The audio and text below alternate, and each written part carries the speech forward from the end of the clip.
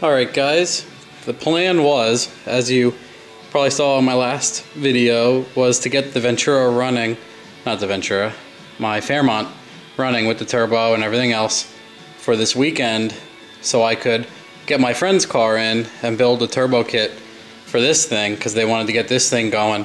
I had a really short video the other day of this car. This has a LQ4, which is also a iron 6-liter truck engine in it, and we had it running on Megasquirt. My buddy had a carburetor on it and the 6010 box, and I wired it with the stock truck intake, stock truck injectors, and I tuned it on that, and it made 370 wheel through it has a TH400 stock 8.8 rear with 355 gears, and it made 370 wheel through the unlocked TH400. Pretty damn good. Car feels pretty fast.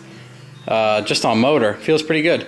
But his whole idea was, after we built the Ventura and the turbo truck and everything, you know, he wanted to go turbo because he's used to nitrous. They use nitrous a lot, Corey and Donovan. But, you know, why not install a turbo and have the power all the time? So I told them we could get everything together, and they got everything pretty much together. They got a Stealth, I think it's the 400 LPH, the new Aeromotive, in the trunk, not in the trunk, they put it in the stock fuel tank. That's a 400 LPH, that should give plenty of fuel.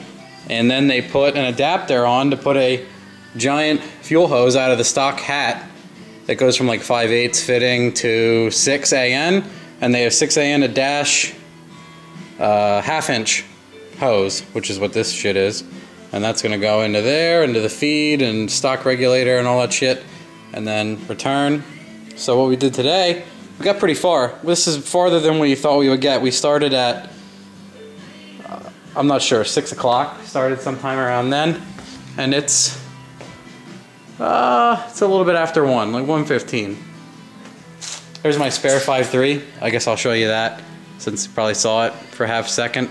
But this is my spare 5.3 motor that we pulled the other day for $84 for my Fairmont, in case my mix match head bullshit motor blows up.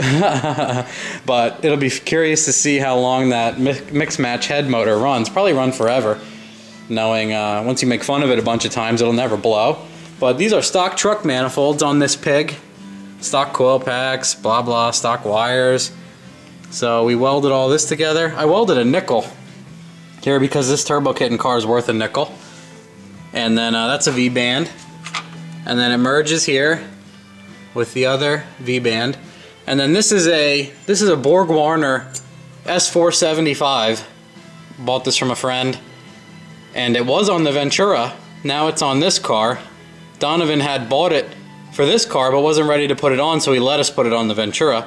So the Ventura will get a GT45 like my Fairmont has right now. So this guy's pretty much ready to go. We got to do a couple things tomorrow. There's the wastegate already on there. It goes under the frame. It's going to come out in the fender here. Do what we call a leaf blower, a drain pipe / leaf blower exhaust on this bitch.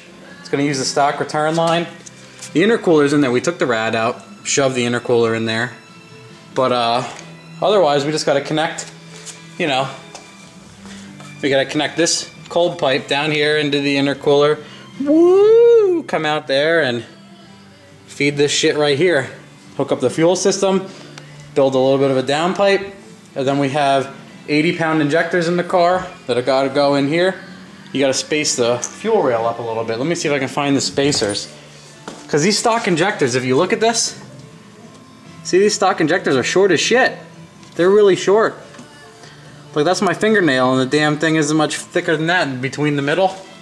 So when you put like regular style from like a Cobra or so on there, see these plastic spacers? These plastic spacers go right there underneath those fuel rail bolts. And then they tighten down nice on top of the injectors. These are the longer bolts in there for the fuel rail. There's only 4 of them. But then other than that, we should have this car running, hopefully tuned tomorrow, making some power. I put like a 8 or 9 pound spring in. I'm hoping it makes close to 600 wheel on just 8 or 9 pounds. Damn 6 liters are beasts.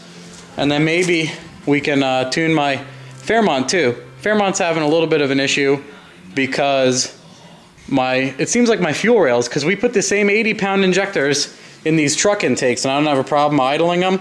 But man, the Fairmont has a ton of fuel in it at idle, and I can't get the damn thing. I have to lower my fuel pressure pretty low. So I'm going to turn up my fuel pressure as high as I can and still make it idle reasonably in like the 13, 14.0 air fuel range. And then I'll probably tune that on the dyno tomorrow. I put about 50 miles on the Fairmont yesterday, driving it on 8 pounds of boost, and it's retarded. It needs a bigger tire, definitely. But hopefully that car is doing good too. I'll run it on 9 pounds for a while, see how long that motor lasts, and then turn it up, probably put methanol and 20 pounds through it. And I might even take it to my buddy's shop and we'll put race gas in it and see how nuts we can get with it. But that's it for now. Hopefully we have more Fairmont video of this tomorrow. Later.